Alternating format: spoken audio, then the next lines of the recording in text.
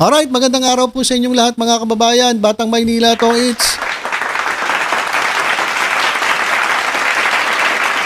Nakita ko itong post ni Senator Amy Marcos. At ito, meron siyang ipinost sa kanyang Facebook account. Sabi niya, walang bumababa sa tao. Walang proyekto, walang programa, walang kaayusan. Wala ring suportang pang-agrikultura o pagkain. Ang tinutukoy niya po ay ang gobyerno ng kanyang kapatid na si Presidente Bongbong Marcos. Hanggang sa gabinete lang ang lahat, puro drawing lang.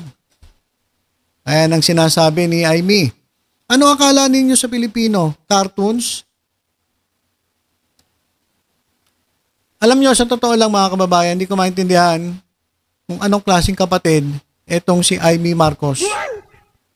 Kasi bilang ate, bilang mas nakatatandang kapatid ni Presidente Bongbong Marcos, di ba dapat ikaw yung umaalalay sa kapatid mo eh. Ikaw dapat yung nagpapalakas ng loob ng kapatid mo at kapag may kumontra, may kumalaban, ikaw ang dapat na nagtatanggol sa kapatid mo. Pero walang hiya. Mas matindi ka pa bumanat eh kaysa dun sa mga kalaban ng presidente. Naipanalo ka lang nung kalaban, grabe na, parang hindi mo kapatid ang presidente. Sa totoo lang mga kababayan.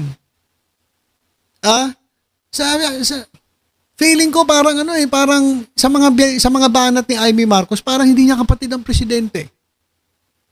Ganun ba talaga ugali nito ni Amy Marcos? At itong sinasabi niya, hindi ito kritisismo na para magising ang gobyerno, kundi ito'y kritisismo ng paninira sa gobyerno. Kasi itong sinasabi niya, hindi naman ito completely correct, completely true. Pero yung sabi niya, wala daw bumababa sa tao. Wala daw proyekto ang gobyerno. Wala daw programa ang gobyerno. Wala raw kaayusan. Wala raw suportang pang-agrikultura. Wala daw suportang pagkain. Ang sinusuportahan lang daw ay yung gabinete lang ang lahat. Ibig sabihin, hanggang gabinete lang, hindi bumababa. Tapos sinasabi niya, puro drawing lang. Yung ginagawa ng kapatid mo, ni Presidente Bongbong Marcos, puro drawing lang. Grabe, mga kababayan, sa totoo lang. Hindi ko maintindihan talaga eh. Anong klaseng kapatid itong si Senator Amy Marcos? Tingnan niyo mga kababayan Napansin ko dito sa lahat ng comment hindi po sumasang-ayon dito sa sinasabi ni Amy Marcos Eto katunayan na di lahat ng bunga ng magandang puno ay mabuti. Meron din talagang mapakla, may uod, at madaling nabubulok. Ayan. Nasabihan ka patuloy ng ating kababayan. Sobrang bitter. Mapakla, sobrang pakla. Tapos may uod at madaling nabubulok. Ano pa ang mga sinasabi dyan? 650 na yung 25 kilos na bigas, madam. May nagawa na, mamalengke ka. Manang bulag ka din ang utak nasa talampakan. Ito, meron pa nga advice ang ating mga kababayan, always serve the country. Madam Manang, you are the one of senatorial pambansa. Dapat kasi pag alam nyo, pasensya na po pero dapat pag nagko-comment tayo, Tagalogin na lang natin kung hirap tayo mag-English. Kasi ako, naguluhan din ako. Siguro, ibig sabihin niya, isa kang senator, Madam Amy. Pagsilbihan mo ang bayan mo. Ayun po ang sinasabi ng ating kababayan.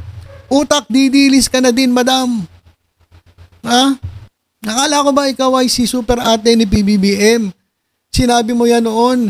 Hindi pala, kung talagang mahal mo kapatid mo, huwag kang magsawang paalalahanan siya. Yan yung dapat ginagawa niya. Hindi yung ganito, sinisiraan niya. Hindi yung iba ang iyong dinadamayan, nakakalungkot lang po. Agree ako doon sa sinabi ang ating kababayan. Ikaw yung inaasahan, kapatid ka. Dapat nasa tabi ka ng Pangulo, walang hiya. Doon ka pa sa kalaban tapos mas matindi ka pa bumanat sa kapatid mo. Walang hiya. O yung sinasabi mo raw, Madam Amy, you are talking about Fiona o Sara Duterte.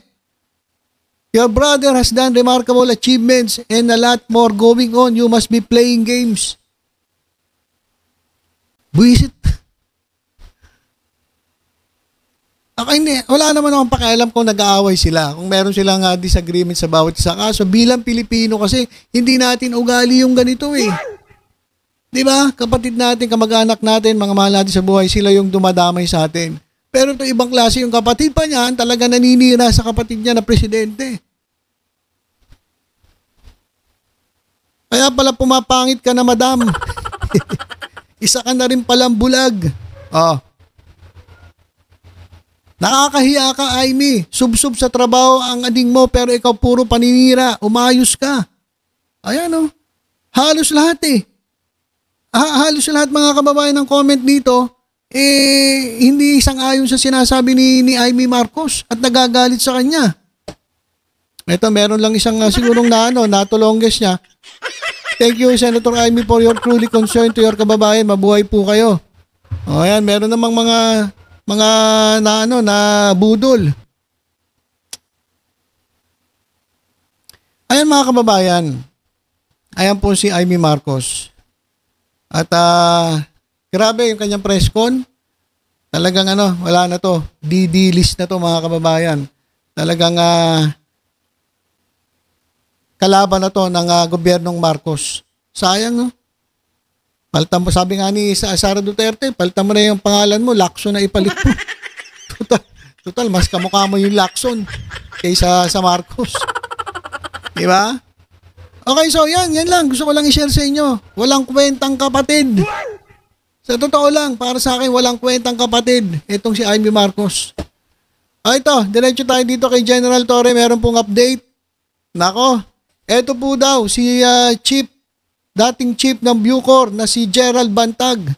Nako, ay meron na raw lead ang mga otoridad kung saan naroon etong puganting itong si Bantag. Ayan mga kababayan. Sinabi ni Philippine National Police Chief General Nicolas Torre III na mayroon ng lead ang mga otoridad sa kinaroroonan ni dating Bureau of Corrections Bucor Chief Gerald Bantag na naharap sa kasong murder. Patay ka nga. Patay ka, Bantag. Akala mo habang buhay ka magtatago. Nako, eto pa. Si General Torre, kahit nasa ilalim ng lupa, hanapin ka. Gagamitan ka ng heartbeat. Heartbeat monitor ba yun?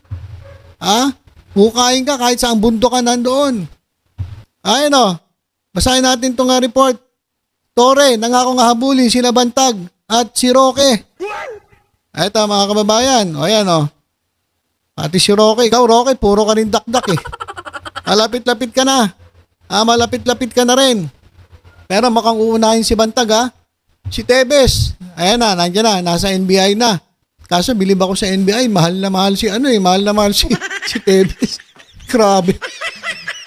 Grabe naman. Overacting naman mas. Napanood nyo ba yung pagpunta ron sa regional trial court tapos ng paglabas? Yung takip talagang yung mas matindi pa yung nila sa presidente. Yung kanilang security, talagang si Tevez nga, madapa-dapa na Kasi talagang hawak-hawak siya, takip na takip yung ulo, naka-helmet. Pwede nyo na lang pagsuotin ng armor para i-bulletproof. Pati mukha, i-bulletproof na rin para So overacting naman tong NBI, sobra-sobra naman yung iyong pinapakitang pagmamahal diyan kay Tebes. Anak ng toko kung napanood nyo, matatawa kayo, overacting na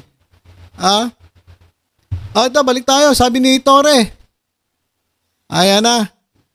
Meron daw silang impormasyon tungkol sa kinaroroonan ni Bantag. Ayan mga kababayan, wala namang record na nasa ibang bansa. Ito nga sabi nga nila sanay sa bundok to baka nasa bundok ito. Gumagawa na raw ng intelligence operations etong PNP para masubaybayan si Bantag. Si Bantag ang itinuturong mastermind sa pagpatay sa broadcast journalist na si Percy Lapid.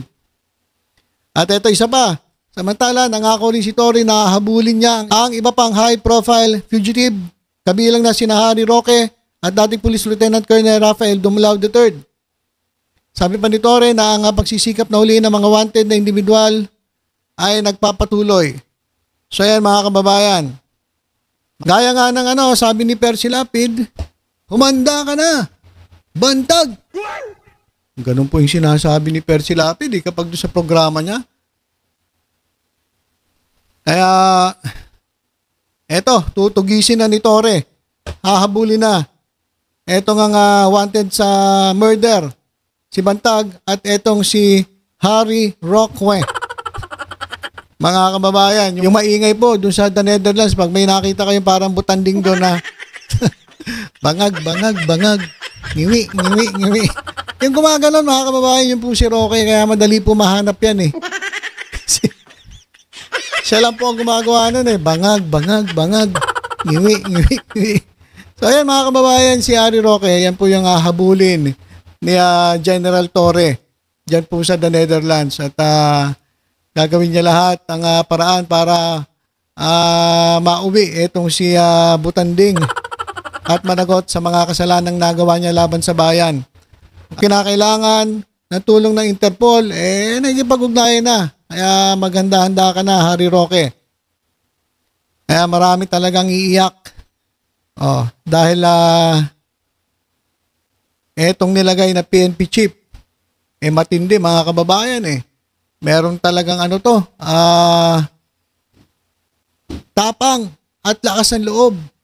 At ang pinaka-importante, yung kanyang pagmamahal sa kanyang trabaho at dun sa mandato ng konstitusyon na sila bilang mga pulis, ang gagawin nila ay to serve and protect the people. Hindi yung mga tolongges na katulad ng ginagawa ng mga dating PNP chief na sangkot po dyan sa tukhang. Protect sa kanila, protect the boss. The boss. Hindi po protect the people ibahin nyo si General Torre, kaya nga biruin nyo. From 2 stars, naging 4 stars. Di ba? Grabe. Dahil po sa merit, dahil po sa performance, kaya po siya na-promote. Okay, so abang-abang lang po tayo sa iba pang mga balita. Basta tutok-tutok lang po dito sa Batang Maynila. At sa iba pang updates. Ingat po tayong lahat. God bless po.